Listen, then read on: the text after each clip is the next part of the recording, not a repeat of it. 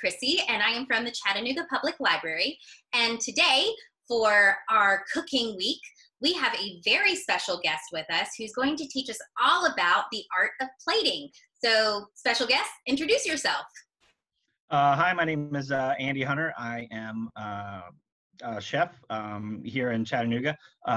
Been cooking for most of my life. I feel really fortunate because I am what I wanted to be when I grew up. So that's awesome. I feel like that's the goal, right? Right. Yeah. So yeah. Chef Andy is going to teach us some techniques about some special plating, and we're going to experiment with that. And then at the end, we are going to plate a full meal. So I'm going to go over the supplies, and Andy's going to give us some instructions, and then we'll get going. Yay! All right, so some supplies that we are going to need for our fun plating. First of all, I've got a couple of different plates, which Chef Andy's going to talk about that in just a few minutes. I've got a bunch of different sauces. So I've got ketchup, I've got some hot sauce, got some barbecue sauce, mayo, yellow mustard, any kind of sauce like that. Some other things that we might need are going to be a big spoon, a ramekin, and then a cup with a flat bottom on it. So those are all of the supplies we're going to need for this portion. So now I'm going to let Chef Andy take over and lead me in some instructions. All right. So you have two plates there. Those are both really nice. They're white plates. That tends to help a lot. Colors and things just show up a lot brighter on the white plates. There's all sorts of different techniques that you can do. Yeah, we'll just do a fun one first. So start by putting a nice big blob of ketchup right in the center of the plate, a circular, like you can just squeeze it straight down from the bottle, but right in the center of the plate. And you can kind of move it around a little bit so it's a nice, a quarter size shaped circle in the center of the plate. So a lot of people talk about negative space when they're talking about plating. And then there's a lot of different thoughts about whether you should use the center of the plate. When I was coming up, yep, that looks nice. In the kitchen, everything was always center of the plate, and the higher you would go, the better. Things have changed a lot in recent years, and people do other different ways, but the center of the plate is still a big important part. Okay, so right there in the center of that ketchup, let's put a nice dollop, a nice squirt of mustard, or something with a really contrasting color, about the same thickness. Just right in the center of it. My aim was a little off. That's all right. We're going to go messy with this one, so it doesn't matter. And then you can take your, so right now we're just building the base of the plate, the base of the canvas. So essentially, if you were doing this, this would just be the bottom, and then you'd layer all the food up on top of it, or place the food around on the plate, depending on where you want it, how you want that to happen. And one thing I should have mentioned from the beginning is you always want to think about where the guest is going to sit. So what their perspective on the dish is going to be before you really even get started. Cooks, they'll talk a lot about the guest. If you imagine the plate was a clock, the guest is usually at 6 o'clock. So 12 o'clock would be the top of the plate there. Yep. And then 6 o'clock straight down. And then that's where you would imagine the guest is going to sit, right? So that's the direction you kind of want to plate. So if you'll take your flat bottomed glass, and then you're just going to center it as much as you can and press that right down on top of there.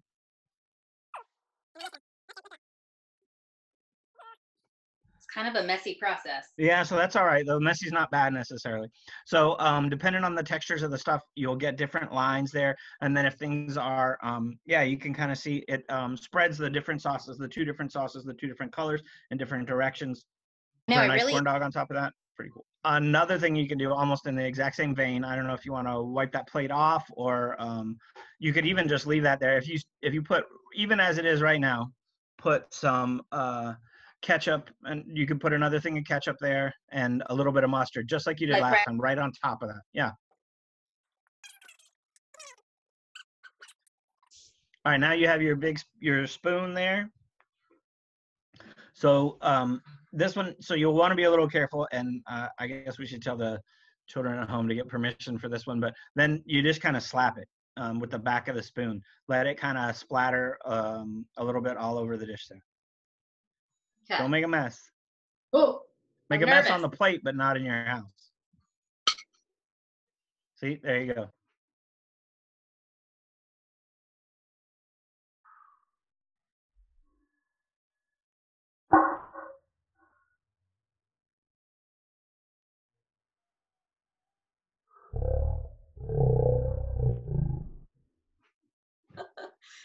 Oh my God, I love that one. It's like a Jackson Pollock. Exactly. Oh my gosh, I love it. I am gonna have to go get a Yeah, bit yeah. of Sorry about sauce. the mess. Oh no, no, no. I love that. That is beautiful. And I'm almost excited that it went off. Right, right. But I am gonna go get a rag just because I want to Okay, make sure to have workspace. perfect. I feel like a lot of kids at home are gonna be obsessed with it Yeah, as that well. one. The kids are gonna love it, and the parents are gonna be a little upset, I think. But it is so pretty. Oh my Yeah, it goodness. looks nice, huh? The yellow Yeah. is And some of the color gets muddled, and some of it stays really bright. It's nice. yes. So would the corn dog be if we're thinking corn dog Right, again, right. right center? Yeah. So again, this is a pretty. I mean, you could kind of do whatever you wanted to there. If with a base like that, you pretty much you can. You've given yourself some options. Anything you put on there that's linear or curved is going to kind of clean up the plate, but you've given yourself kind of an abstract base where now pretty much anything you do is going to really play off what's underneath. I love it. I'm actually going to take a picture of this. Perfect. like a true foodie, right? Yeah. So we can set that one aside for now and use the other plate. I should have said from the very beginning also, I'm assuming you and everybody has washed their hands, washed their hands, washed their hands. So, Yes. every Food time we're safe. cooking. Okay, Right. so your ketchup, does it have, or any of them, I mean, they have, the squeeze bottle have a little, it's a squeeze bottle. Can you do dots with those? They're going to be big dots, but Okay. I think What about that the mustard? the mustard kind of has one of those like silicone type Yeah. things. I think that the hot sauce could do. Okay. Or, So we can do a little bit of both. So you can put, so again, if we're, still even with the square plate, we're thinking, the face of a clock. So if you would go like kind of 9 o'clock-ish, you could put like a nice, nickel size dot of, actually make it 10 o'clock and do like a nickel size dot of ketchup.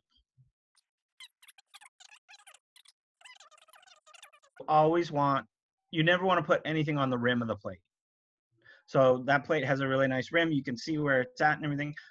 So there are no 100% rules, but that is a pretty good rule. If for no other reason, then you have to be able to set the plate down. Okay, so and then from there, so you have that dot. You can do, so another really good rule of thumb, both they say for good luck and for aesthetics, is you always do odd numbers when you're putting things on the plate. It's always 3s, 5s, 7s. If you're crazy and you're a pastry chef, you can go 9s and 11s, but usually it's 3, 5, 7s. But so we'll put 2 more dots about that size, and you can kind of put them wherever you want to on the plate there.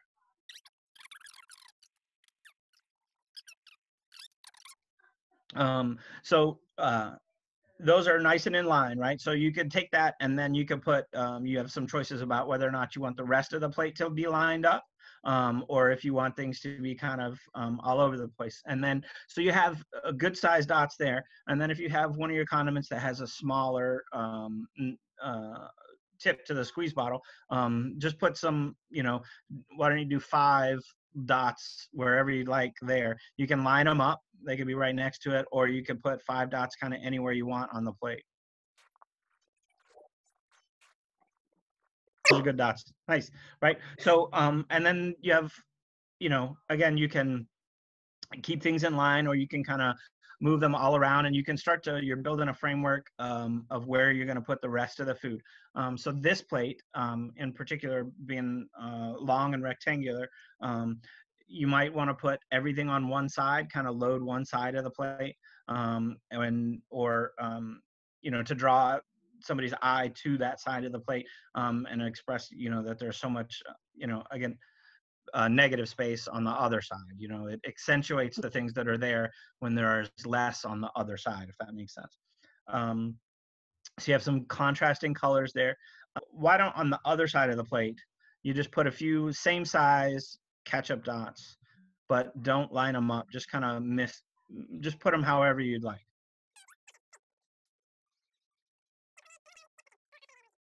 And then if you take your, was that the hot sauce or the mustard?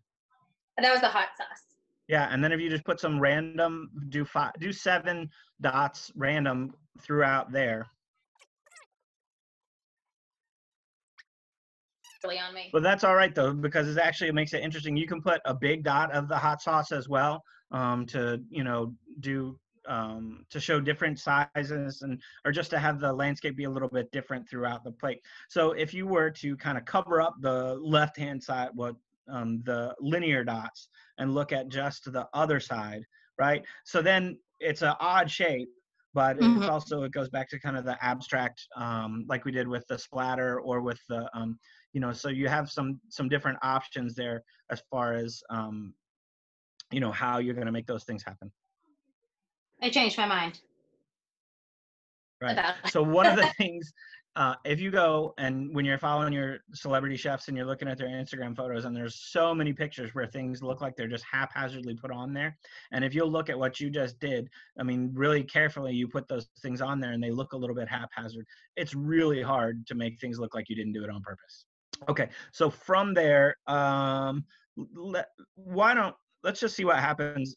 If you take your spoon, and just use the back side of the spoon. Okay. How thick is the back side of the spoon? Not the handle. How thick is the handle? Oh, that's pretty. Yeah. You might be able to just kind of draw that through some of your dots there, just with a flat edge. Okay. Not smushing them, just like it was a knife, like you were cutting through it with like a knife. Oh, okay, I see. Should I start in the middle of it? Start in the middle, yeah, and just kind of draw it out.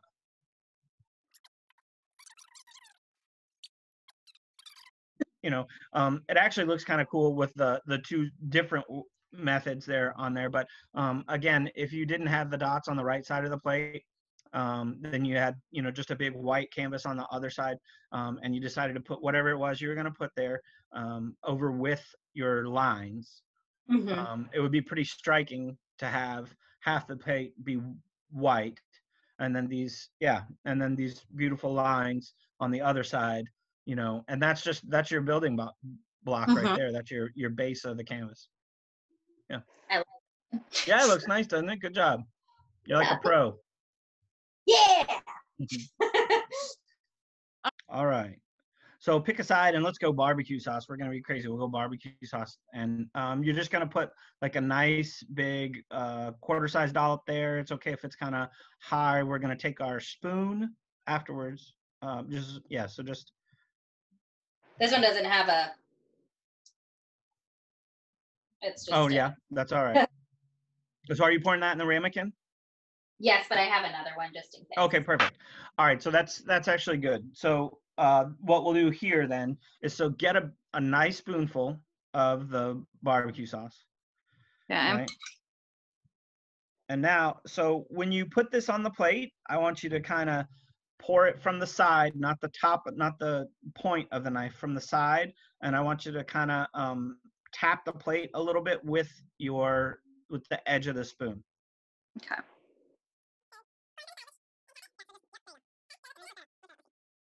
Okay, so we have a little bit of a shape already. So it's a little bit, because of the consistency of the barbecue sauce, it's starting to run a little bit on one side, but that's all right. So put just a little bit more of the barbecue sauce on there for me.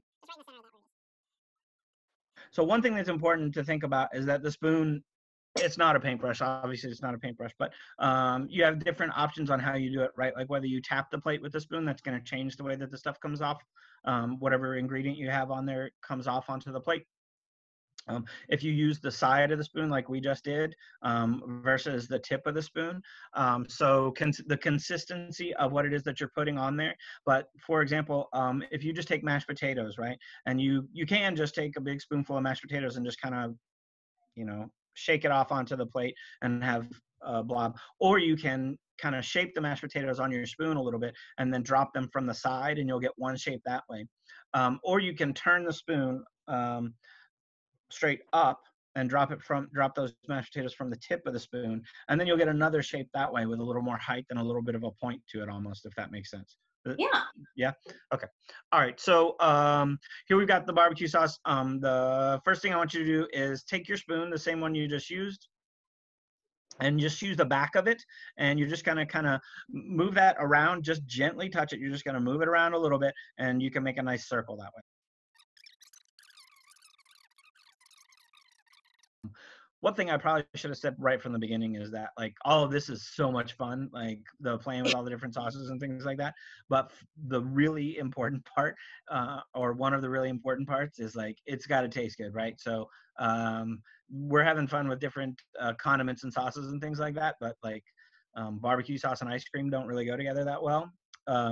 So even when you're playing and you're trying to make sure you have a lot of different colors and accents on your canvas and things like that, for a chef and for dinner, the most important thing is the taste, right? So just bear that in mind. So you have your circle that you made. Again, if you just take the back of the spoon and so, yep, hold it just like that and straight. And so then put the whole back of the spoon down into the dot, and then you're going to draw it to the right-hand side, and kind of as you draw it to the other edge of the plate, lift the handle of the spoon up so that by the time you get towards the end of the plate, there's nothing but the tip of the spoon on the plate. Does that make sense?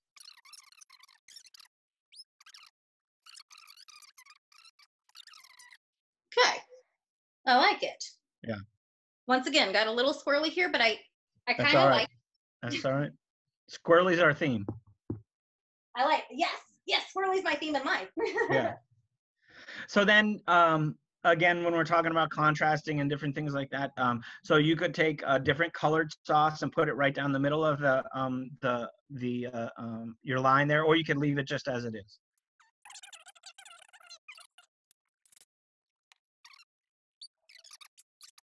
It would probably not taste great, as you said, but it might. Barbecue might. sauce and mustard. That's the way they eat barbecue in Carolina. I think it's North Carolina. It's a mustard flavored barbecue sauce.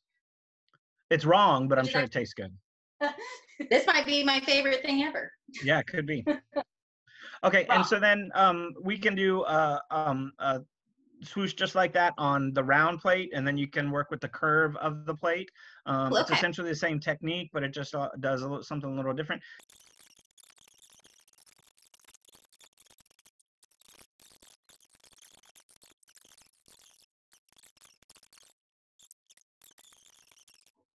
I love it. You're an artist. Thank you. It's because I had a great teacher.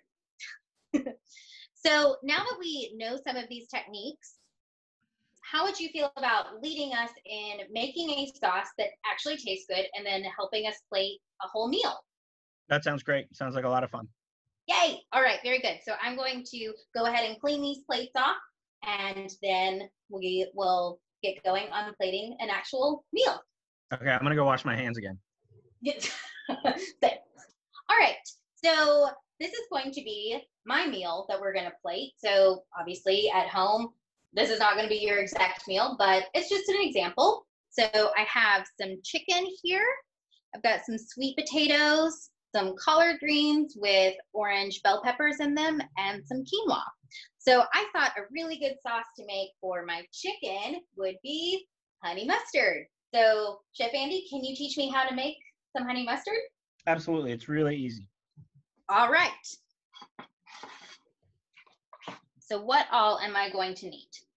So you'll need a little bit of mayonnaise, obviously some honey, some mustard, and then I like to put a little pinch of cayenne pepper in mine. All right. So I've got the small ramekin. Is that okay? Yep. Okay. Perfect. You know, some people don't put mayonnaise in theirs. They just use straight honey and mustard. That's certainly an option. I think the mayonnaise smooths it out a little bit. You know, mustard, straight mustard can be kind of strong, especially if you want to put a fair amount of sauce on there. But so you're really just going to take a little dollop of mayonnaise, a little dollop of mustard. About the same ratio? Yeah, yeah. Couple tablespoons, I'd say.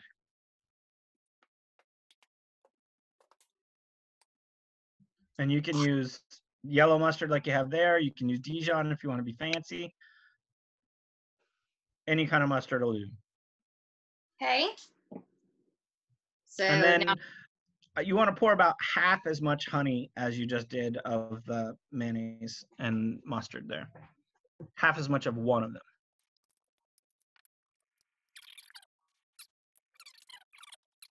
So just the tiniest amount of cayenne. We just want to add a little bit of heat. Cayenne is dangerous though, so be careful. All right. And you're just gonna mix that up. And if it's not sweet enough, you could always add a little more honey. If you want it a little spicier, you could add some more cayenne. If it's too thin, a little more mayonnaise. Doesn't taste enough like mustard, a little more mustard. Pretty simple stuff there, but should be delicious, I imagine. Yes, then, I'm excited. Yeah. Okay. So which one of the techniques that we did earlier did you like the best? What do you want to do with your honey mustard there? I mean, I like the dot method, but I know how much honey mustard I usually like for my chicken.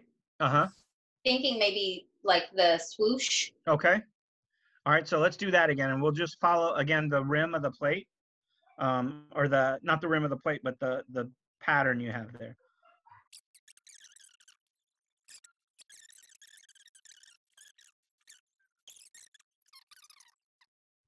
Okay, and then when we're looking at our ingredients, the chicken is the star of the show, so people are going to want to see the chicken. We have there's not so the honey mustard, the sweet potatoes, the chicken are all relatively the same color. So we want to make sure and kind of leave some space to do some different colored things. So what if we let's start with the sweet potatoes. We'll do 3 sweet potatoes. Pick 3 that are kind of relatively the same shape. Now, if you take one of those sweet potatoes and you put it just a little off center on the top of the swoosh, the fat part of the swoosh, so it's on some of the plate and some of the white plate and some of the swoosh. Yep, that's good. Now take the other 2, put one in the swoosh at 3 o'clock. All right, and then the last one inside the swoosh near the point. We want to start to remember the chicken is the star of the show, so we want to leave the chicken probably to the last. How about a nice little spoonful of the quinoa?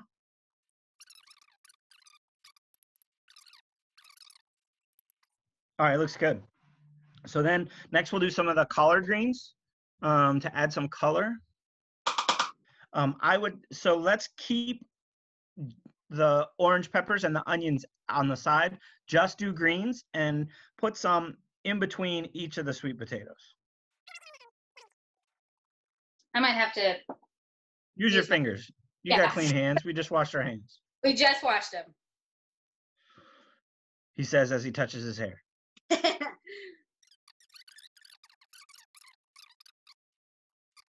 I think that'll be good. I know it's only 2, not 3, but they're not really dots per se, so we'll be fine. Okay. All right, my OCD is telling me that we have to. There's on the top collard greens. There's one little piece that's kind of. Yep. That's all right. Just pull it over and put it on top of the rest of it. Perfect. All right, and now let's put 5 pieces of chicken on there. So this is going to be kind of one of those anywhere you want to. But let's aim for just everything on that right side of the plate. So in with the collard greens, don't cover them all the way up. Don't cover up all the couscous or anything, but put 5 pieces of chicken on that side of the plate. Looking good so far. Yeah. So again, we need some contrasting colors here. So I think you had some chives or some green onions. Is that right?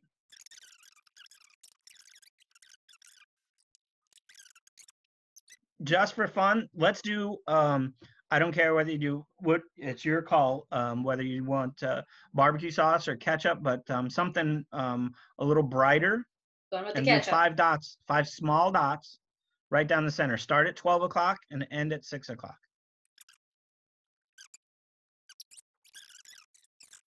My lunch looks so fancy and so delicious. Yeah.